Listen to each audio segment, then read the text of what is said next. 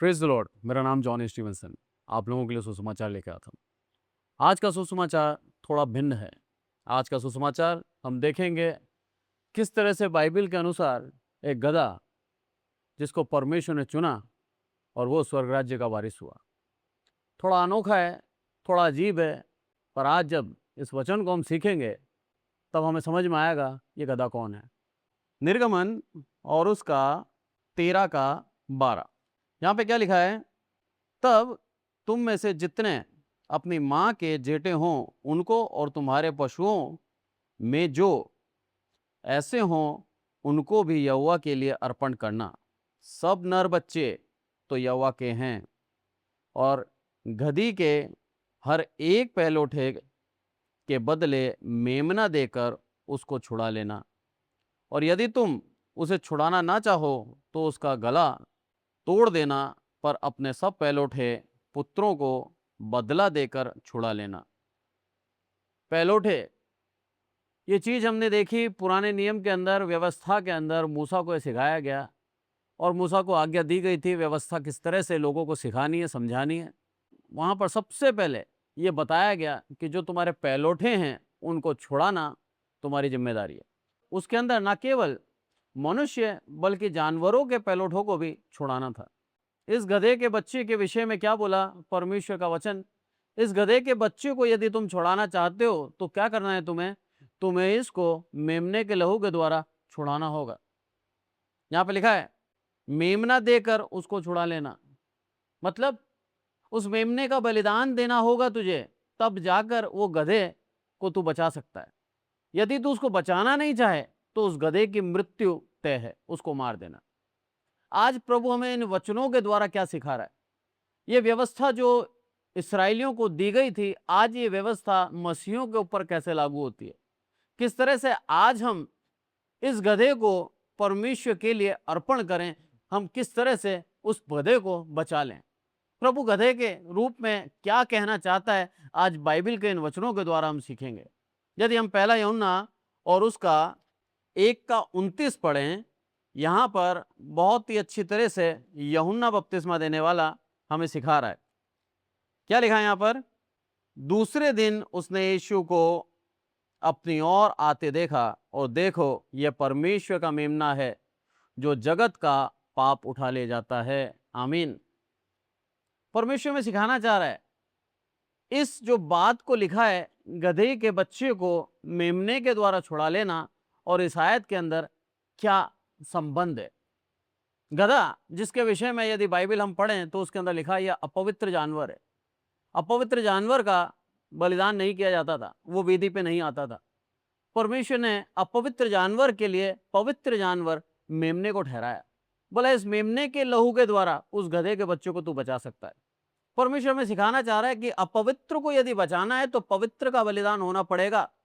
और वही चीज हमने यूहन्ना और उसका 1 का 29 में पढ़ी। वहां पर भी बोला कि ये मेमना वो है जो जगत के पाप उठा ले जाने के लिए आया है। तो आज हमें क्या सीखते हैं? हमारे पापों के लिए प्रभु यीशु मसीह जो मेमना है, उसकी भविष्यवाणी हजारों साल पहले मूसा की व्यवस्था के अंदर हमने देखी। गधा जो कि अपवित्र है, वो अपवित्र को शुद्ध और पवित्र करने के लिए उस मेमने को बलिदान होना पड़ा। आज प्रभु हमें सिखा रहा है, आज वो गधा कौन है? आप और मैं हूं। वो गधा जिसके विषय में बाइबल हमें सिखाती है कि मनुष्य एक गधे के बच्चे के समान है। आप अय्यूब में आए, अय्यूब और उसका 11वां अध्याय और 12 आयत। क्या लिखा है? परंतु मनुष्य छूछा और निर्बुद्धि होता है, और मनुष्य जन्म ही से जंगली गधे के बच्चे के समान होता है। एक गधे की उपमा दी यहां पर मनुष्य को। ये मनुष्य कौन है? ये मनुष्य वो है जो परमेश्वर की प्रजा नहीं है। इस चीज को समझना है हमें। पूरा संसार यदि परमेश्वर की प्रजा में जुड़ता है तो उसका मेमना उसकी भेड़ कहलाता है, पर जब तक उसका मेमना नहीं है तब तक वो गधे का बच्चा है। उस चीज को समझे हम। तो हरेक वो व्यक्ति जो अपने आप को सांसारिक बोझ से दबाकर चल रहा है, वो आज एक गधे के बच्चे के समान है। गधे की विशेषता मैं बताऊं आपको, जिसके बारे में कई बार कहा जाता है कि वो बहुत ही मूर्ख जानवर है, बल्कि इसके विपरीत गधे के ऊपर जब शोध की गई तो उसके अंदर पता लगा कि अविश्वसनीय रूप से यह बहुत ही समझदार और बहुत ही स्मरण रखने वाला जानवर है। बुद्धि और स्मरण की शक्ति इसके अंदर बहुत ज्यादा होती है। गधे को आपने अगर रास्ता दिखा दिया तो वो रास्ता भूलता नहीं है काफी वर्षों तक। आदेश दिए तो उन आदेशों को याद रखता है, उसके अंदर स्मरण जाता है, वो अपने अनुभवों से गधा सीखता है। ये गधे की एक विशेषता है। दूसरी विशेषता गधे की अगर मैं बताऊं आपको तो वो बहुत ही ज्यादा सहनशील होता है, बहुत ही ज्यादा सहनशील, बहुत ही विरल वनस्पति और कम पानी के अंदर जीवित रहता है, इस कारण से वो अधिक बोझ उठा पाता है। तीसरा अगर मैं बताऊं आपको तो गधा लंबी आयु का एक जानवर है जो 30 से लगभग 50 साल तक वो जीता है। और उसकी चौथी अगर खामी बताऊं मैं आपको तो वो है सबसे बड़ा जिद्दी और एक हठीला पशु। खतरे को आते देखकर घोड़े की तरह भागता नहीं है, बल्कि वहां स्थिर हो जाता है और वहीं पर वो खड़ा रहता है। ये उसकी जिद उसको बदनाम करती है। यहां पर हम क्या सीखते हैं इस आयत के द्वारा कि मनुष्य एक जिद्दी स्वभाव का मनुष्य है। वो उसके अंदर जिद बनी हुई है और उस जिद के कारण वो अपनी गलतियों के अंदर बना रहता है, उस गलतियों को स्वीकारता नहीं है और वैसे ही चल रहा है।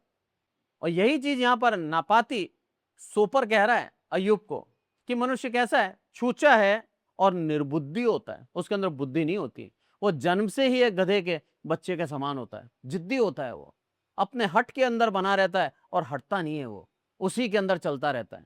आज यदि हम यीशु मसीह को अपना उद्धारकर्ता करके ग्रहण नहीं करते हैं, आज अगर हम ऐसे ही जीवन के अंदर चल रहे हैं तो आप जान लेना जीवन के अंदर आप बोझों से दबे हुए हैं, आप मुसीबतों से दबे हुए हैं, विपत्तियों से दबे हुए हैं, आप वहां से निकल नहीं सकते।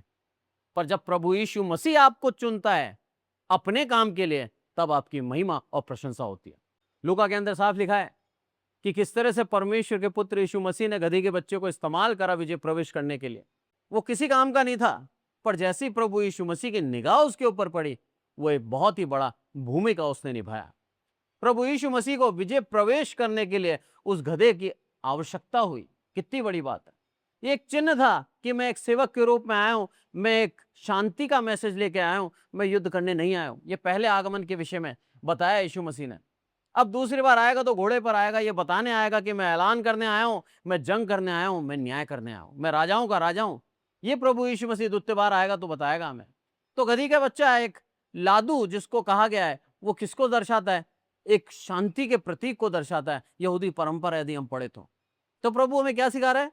हमें गधी के बच्चे बोलकर अपमान नहीं कर रहा, बल्कि हमारी उस जिद के विषय में कह रहा है कि तू आज भी सांसारिक है, उस जिद से हट जा, अपने पाप का अंगीकार कर ले और पूर्ण रूप से प्रभु के नजदीक आ जा। फिर तू गधी का बच्चा नहीं कहलाएगा, तू उसकी भेड़ कहलाएगा, जो कि बहुत ही उत्तम है। प्रभु यीशु मसीह के नजदीक बने रहना, वो हमारा चरवा है और उसकी हम भेड़ हैं, जिसके विषय में दाऊद राजा कहता है, वो मुझे हरी हरी चराई में चराता है, वो मुझे सुखदाई जल के झरने में लेके चलता है। परमेश्वर चाहता है हमें बदल देना, प्रभु यीशु मसीह चाहता है हमें ट्रांसफॉर्म करना। इसलिए प्रभु यीशु मसीह के नजदीक आए। गलातियों और उसका 4 का 4 यदि पढ़ें तो उसके अंदर क्या लिखा है? परंतु जब समय पूरा हुआ तो परमेश्वर ने अपने पुत्र को भेजा कि स्त्री से जन्मे और वो व्यवस्था के अधीन हुआ। व्यवस्था के अधीन, व्यवस्था के अधीन यीशु मसीह का जन्म हुआ और व्यवस्था के अधीन होकर ही उसने हमारे पापों की क्षमा करी। महायाजक के रूप में उसने हमारे पापों की क्षमा करी। अगर हम इब्रानियों पढ़े तो उसके अंदर साफ कहा है महायाजक किस रीति से परम पवित्र स्थान में प्रवेश करता था।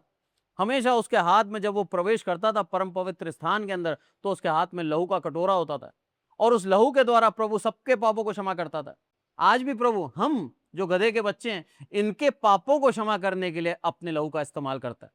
और प्रभु कहता है कि तुम मेरी भेड़े हो अब, क्योंकि मैंने तुम्हारे पापों को क्षमा कर दिया है। अब तुम्हें दोबारा गधा नहीं बोला जाएगा, तुम्हें अब मेरी भेड़ कहा जाएगा। तुम अब मेरी संतान ठहरे हो और तुम परमेश्वर के राज्य के वारिस होगे।